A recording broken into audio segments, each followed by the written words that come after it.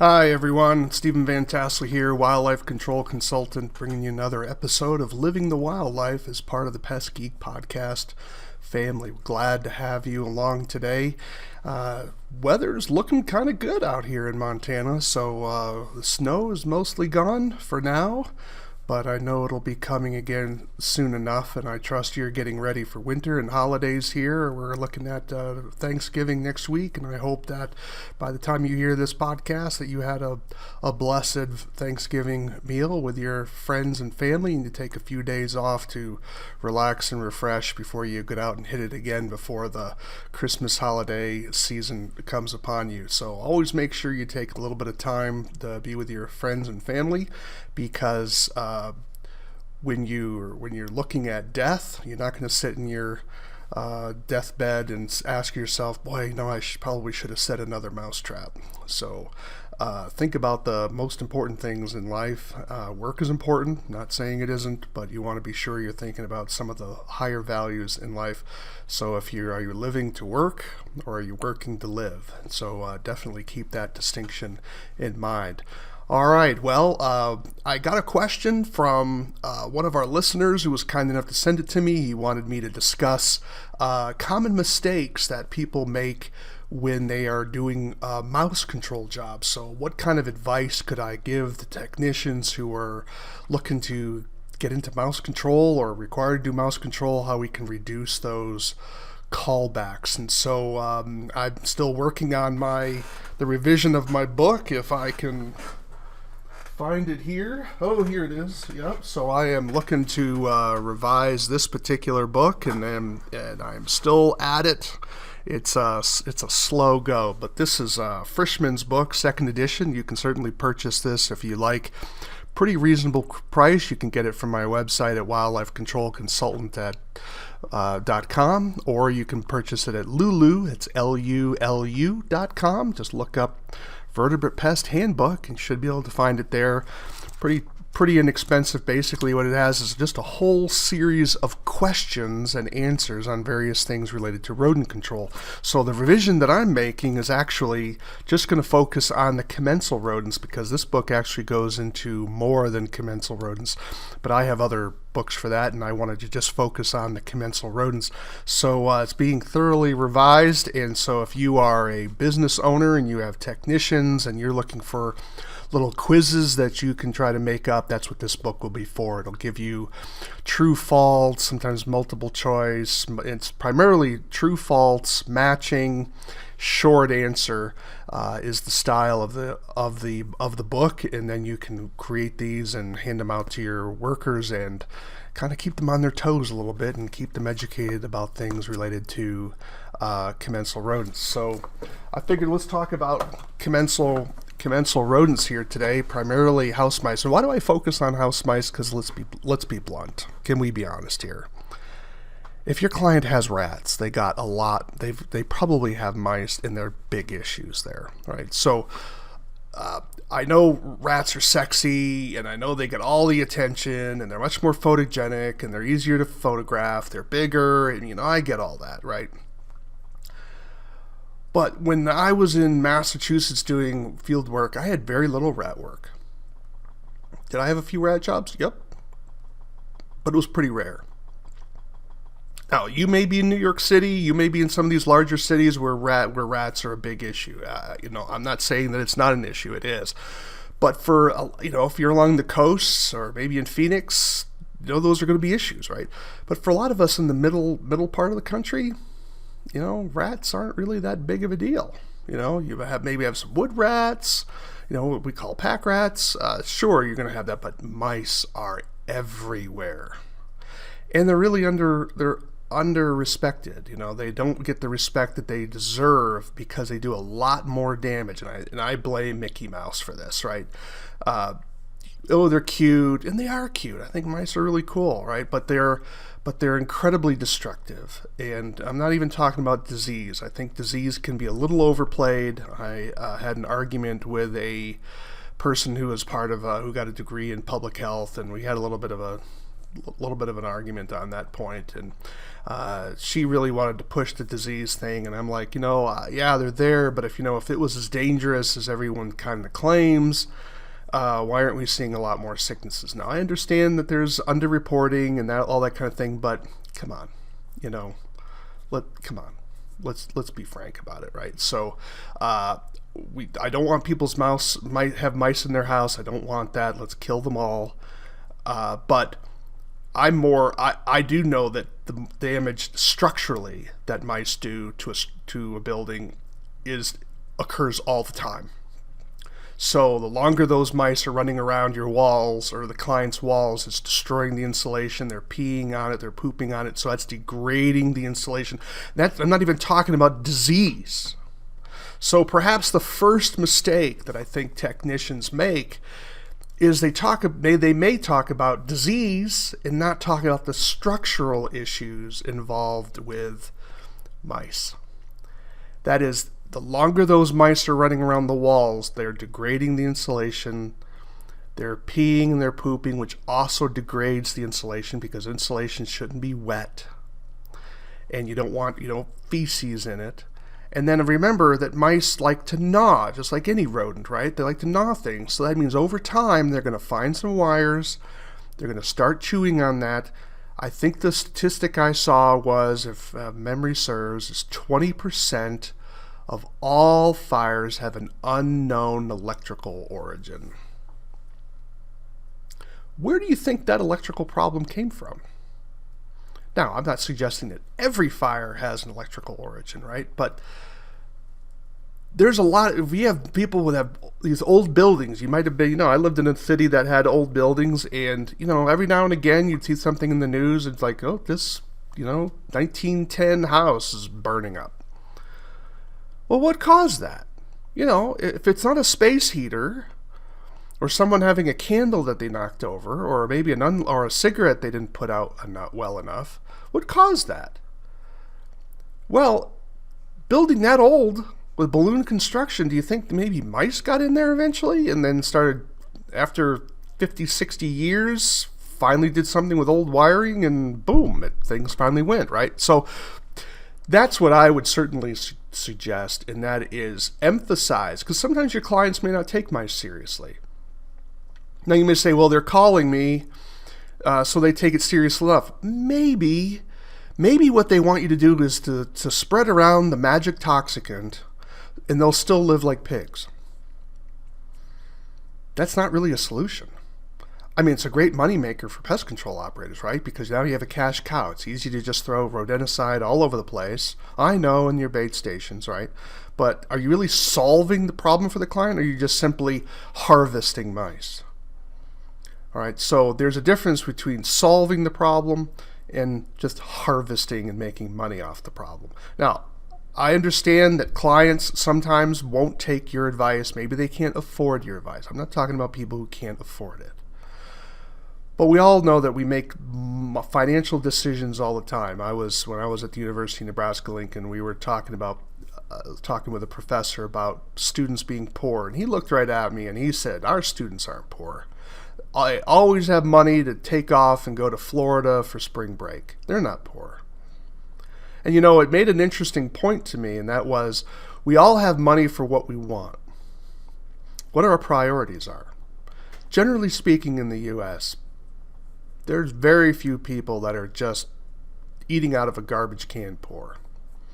There are some, but but they're not calling you for mouse control, right? So in terms of the clients you're dealing with, they have money. It's just a matter of priorities, right? So that's something to certainly think about. So number one, think about the structural damage commensal rodents cause in a structure. They damage the insulation, they can damage the wires, and then they're peeing and they're urinating and defecating on all that as well.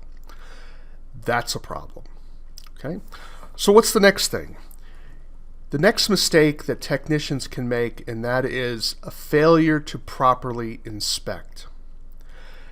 All pest control, whether you're dealing with insects, whether you're dealing with vertebrates, the foundation is a proper inspection. If you don't know what you're dealing with, and accurately so, you're not going to get the job done appropriately. Now, I'm not saying you're not going to get the job done. Let me give an illustration. You may have a client, you're living in let's say you're in XYZ state, right? And all of a sudden, your clients are calling you up and they're saying, I got something running around in my attic, and you're looking around the building and you're just doing a ground inspection, and you're not that experienced with inspection for squirrels and that sort of thing. And you're saying, I don't see any 3-inch holes up there around the building, so it can't be squirrels.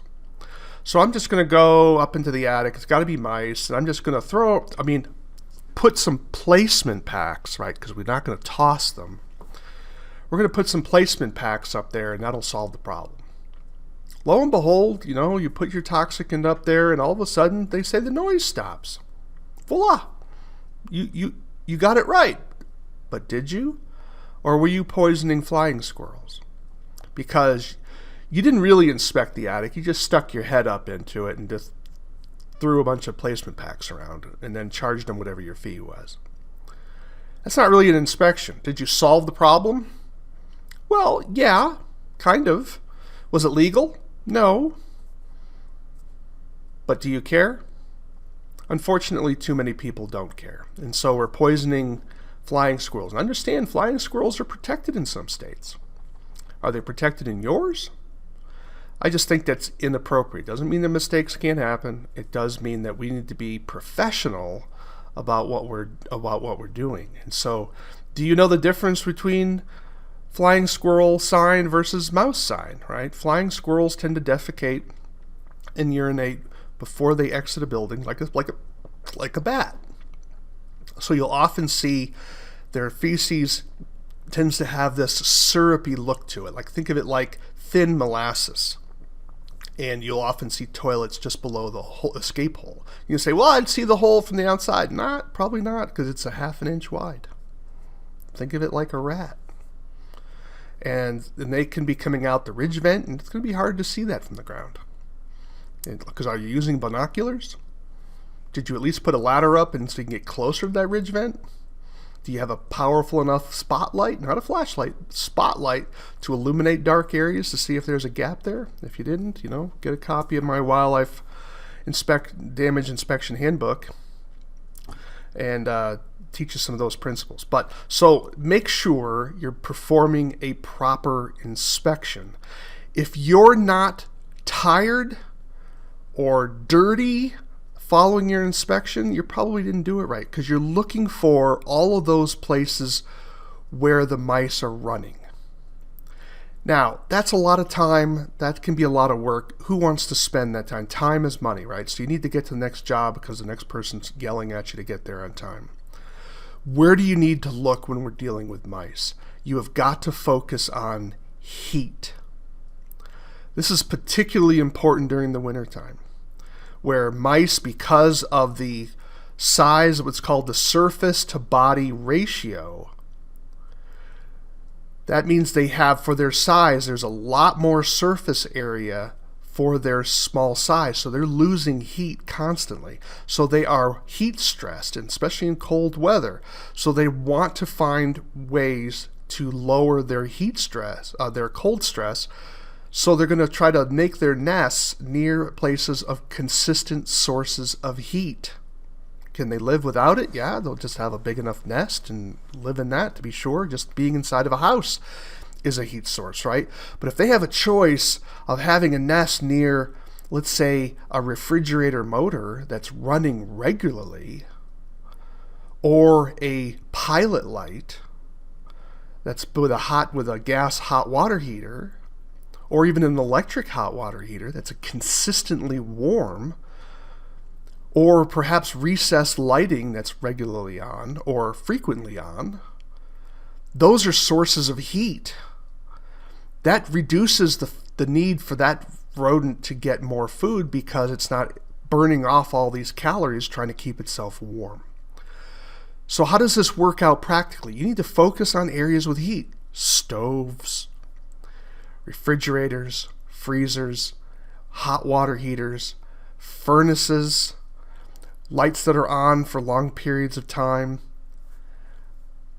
Think about what could be sources of heat within that house. Even areas like if you're looking in a garage and the garage is attached to the house, focus your attention on the wall that adjoins the garage, because that's going to be the warm wall. That also means if you're going to be, so that's where you want to look for the feces. And can you use a black light? Yeah. Is it really worth it? Probably not. Why? Because the mouse, along with urine, is also dropping feces, and you don't need a black light to see the feces. So spend some time, get a good, powerful flashlight when you're going inside of a house. Get it up there to do 500 lumens or more. Get something that can concentrate your attention, right? And you want to be looking for those black droppings, about 1/4 of an inch. And you need to be getting into that and making sure you're looking for those areas, because mice are going to keep putting those feces. And why are those feces important? Because that's where you want to put your traps. And I'm hoping you're going to do trapping first before you're using bait stations, but it's your business. You do it how you want. I'm just going to make some recommendations here for you to consider.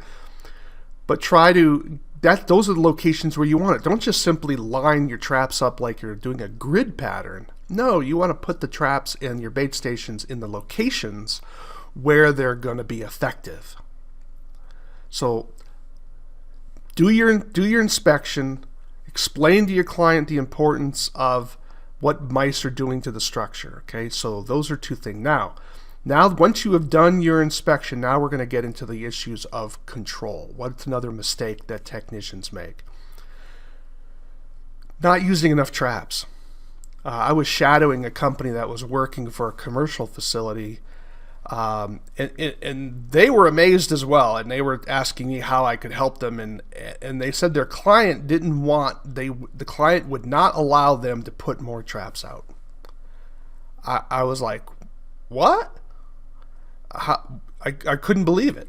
And so they said they didn't want traps all over the place, and I was like, well, yeah, I don't want traps all over the place either, but you got to be for a building that's probably 10,000 square feet. You're going to have something more than just 4 or 5. And that was basically, I was stunned. So that was the client's fault, right? You have to make sure that you as a professional, that you're not making the mistake of not using enough traps. So how many traps do I recommend if you're dealing with a 1,200 square foot house?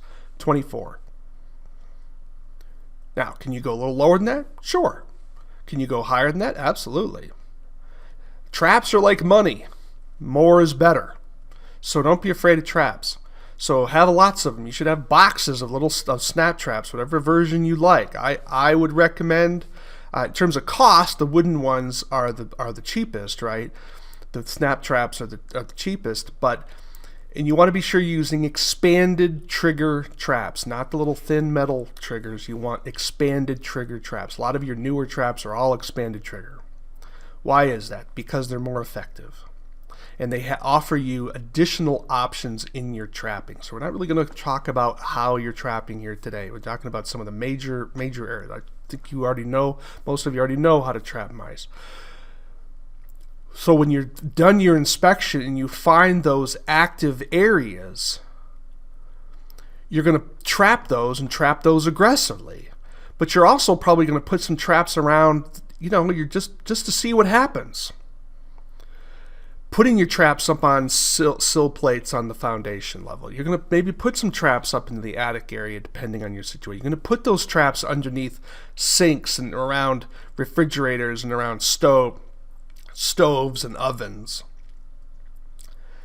Being cognizant of children and pets and people's need to live their lives. That's what you're going to do, but you need to be sure you're doing it a lot. And then what you're going to do is you're going to bait those traps, but you're not going to set them. You're like, Steven, that's going to waste time. No, it's not.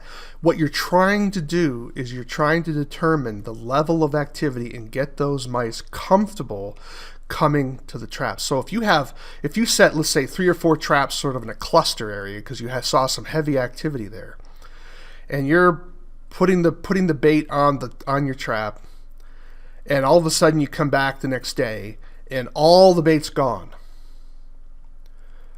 I would add more traps and rebait them again. And then come back the next day and then see how things go. Is all the bait gone again? Well, then you may want to do it one more time and add more traps. The idea being is you want to try to catch all the mice in a sense at once. Now that may not always be possible, but you want it to go from a population level up here to like this. You don't want to just kind of gradually bring it down, right? Because you might be educating other mice who don't want to do that. And it needs to go from here and then bang, like a cliff. So that would be a key mistake. And I understand there's a time element involved there, but if you're using enough traps, you can clear out this house in a couple of days. But you have to coordinate that with your client. If that's not possible, then you can certainly just use a bunch of traps, come back the next day, remove the bodies, and then maybe follow up with a rodenticide program. I would encourage us as an industry to try to use traps more to lower the population of rodents down before we're using rodenticides. You look what happened in California. I mean, it's tragic. It's unfortunate. I understand it. I understand the rationale. There's going to be consequences with that. But part of the problem, and to be fair, it's on us, right? Because we haven't always used rodenticides properly. And sometimes we've used them as a crutch. I have a pet peeve with our bait stations. I wish that bait manufacturers would create bait stations with a sliding door so I could slide it from a rat-sized hole down to a mouse-sized hole. Voila! Because a lot of times we're not dealing with rats, so why do we have this large hole allowing larger animals to get into that rodenticide? Why are we doing that? I was talking with one manufacturer rep, and she said, well, people can modify it on their own.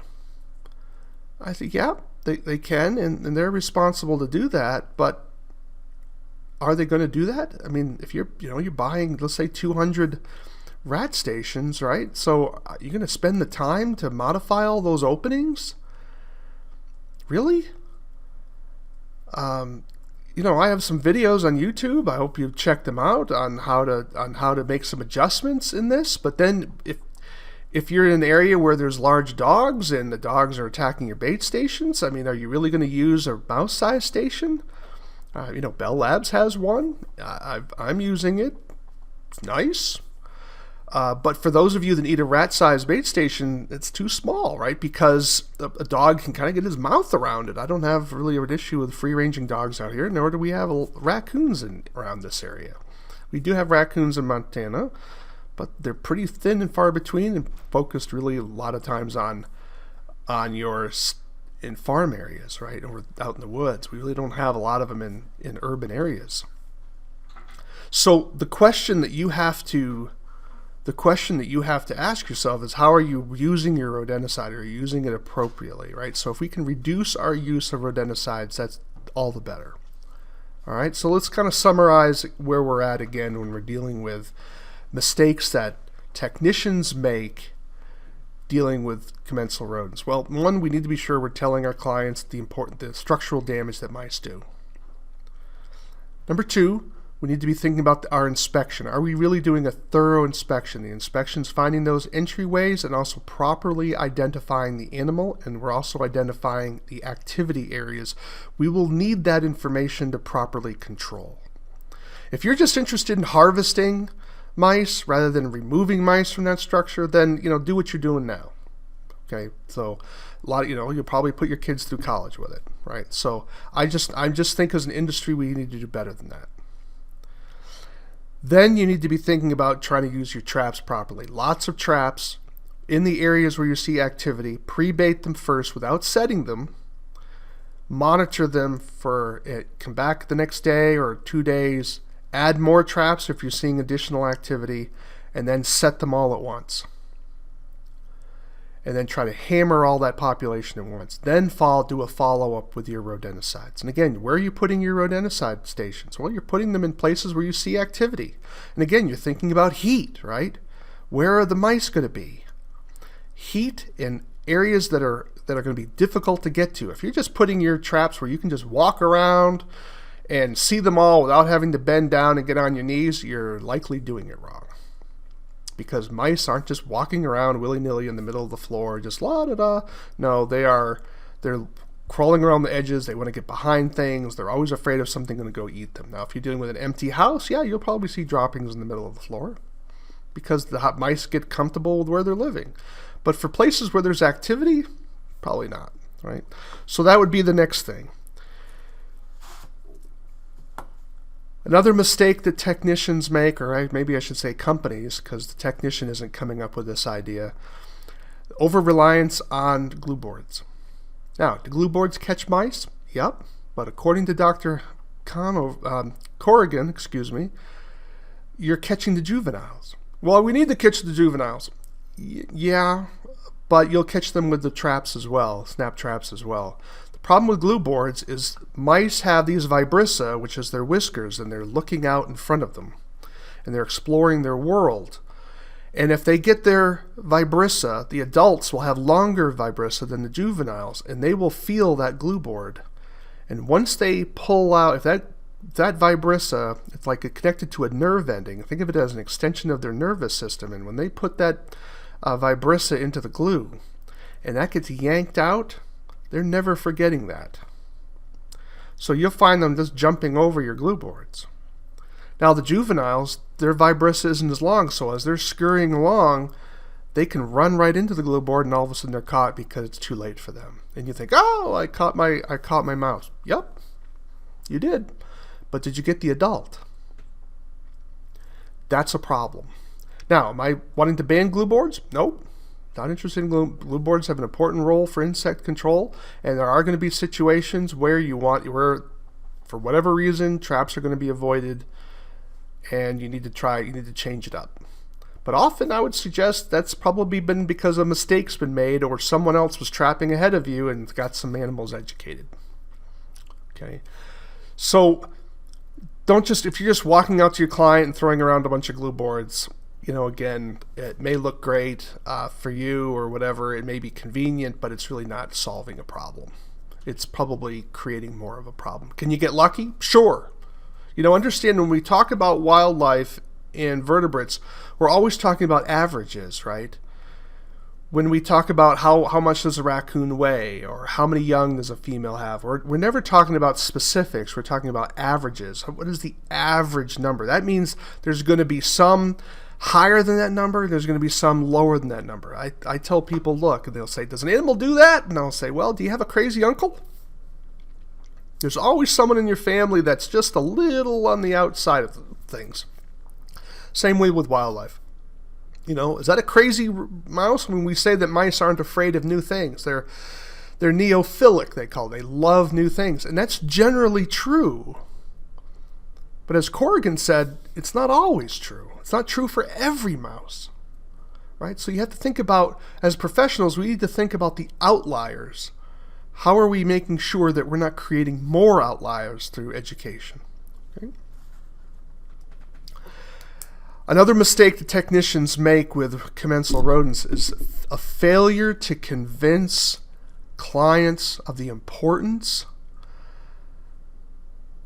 of modifying their buildings. Guys, ladies, we need to be doing a lot more exclusion work for people.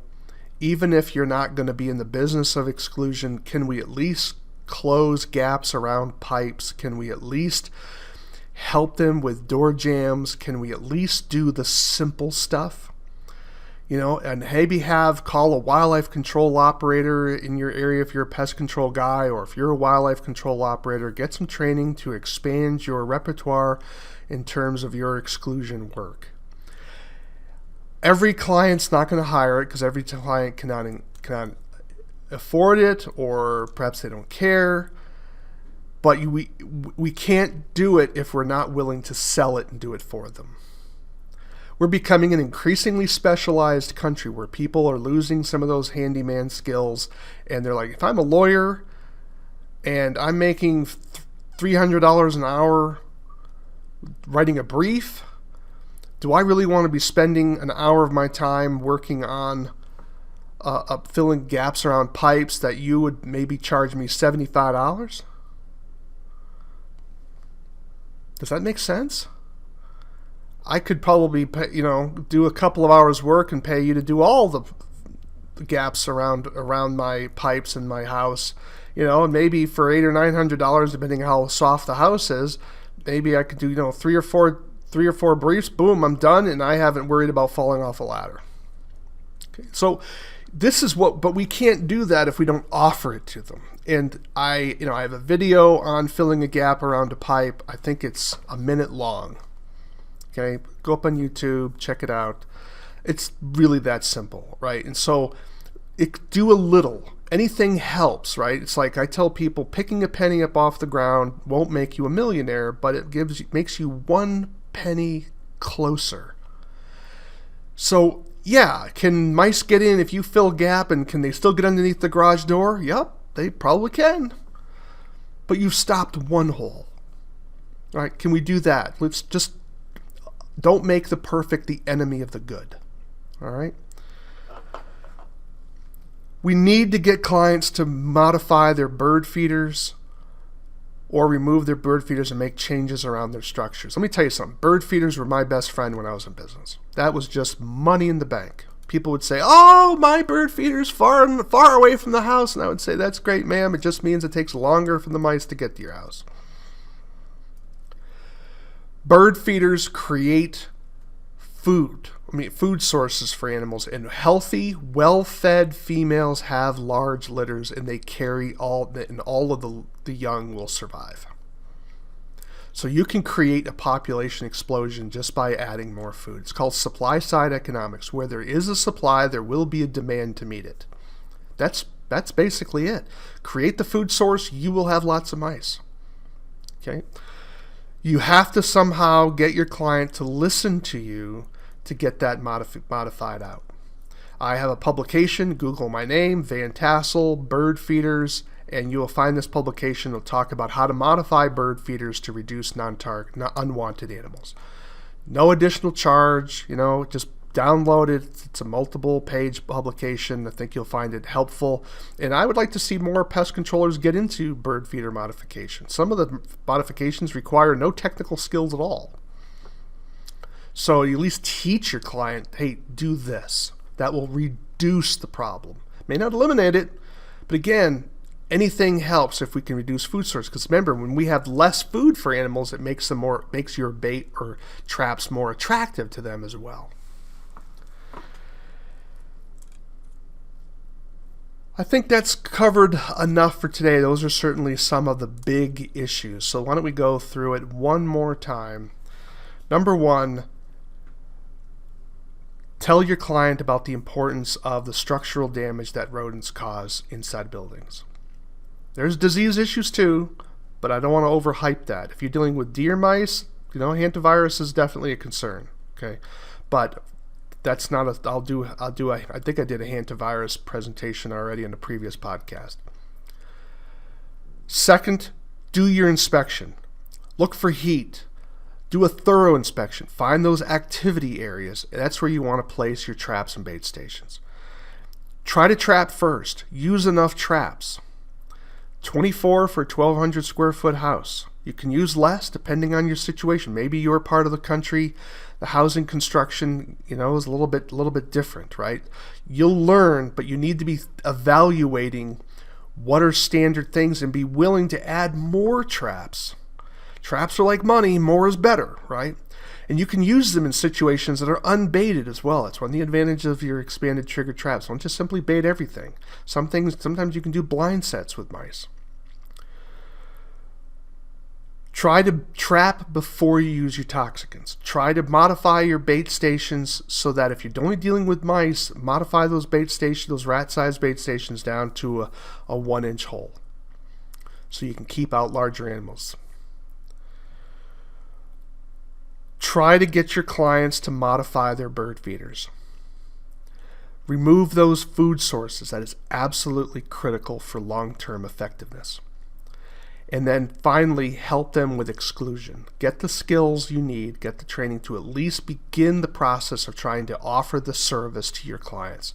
I was talking with one pest controller. They didn't know how to do it, and so I was showing them how to do it, so I got the video. And I looked at him and I said, do you think you could charge $25 for that and make money? And they're like, yeah. I said, probably might charge more. What are their time schedule? But we were there literally. I'm thinking they went to their vehicle, got the materials, I cut it. I think counting that time in our conversation, and I was videotaping it, I think total was 15 minutes. Because they were already there. They were already doing work. And I said, can we just do this? And they're like, yeah. $25. That's, at 15 minutes, it's $100 an hour.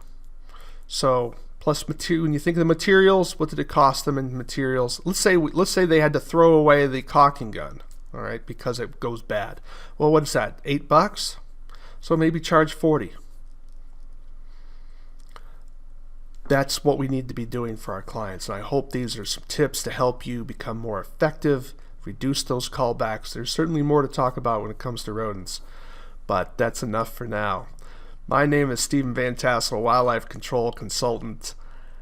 I'm hoping that you're going to be sending me some emails. Tell me what you think of the program, ideas and topics that you would like for me to discuss on. Vertebrates, of course, that's where my emphasis is on. Reach out, tell me what we're doing right, tell me what we're doing wrong. If you have a new product, if you're a manufacturer, you're a dealer or something, we'd love to talk with you as well about getting you on the show and talking about your product and services. You can reach me at wildlifecontrolconsultant@gmail.com. That's wildlifecontrolconsultant@gmail.com. Check us out, and remember, we want you to live the wildlife, not be the wildlife. I'm Stephen Vantassel, wildlife control consultant, giving you another episode of Pest Geek Podcasts. Thank you so much for listening. Take care.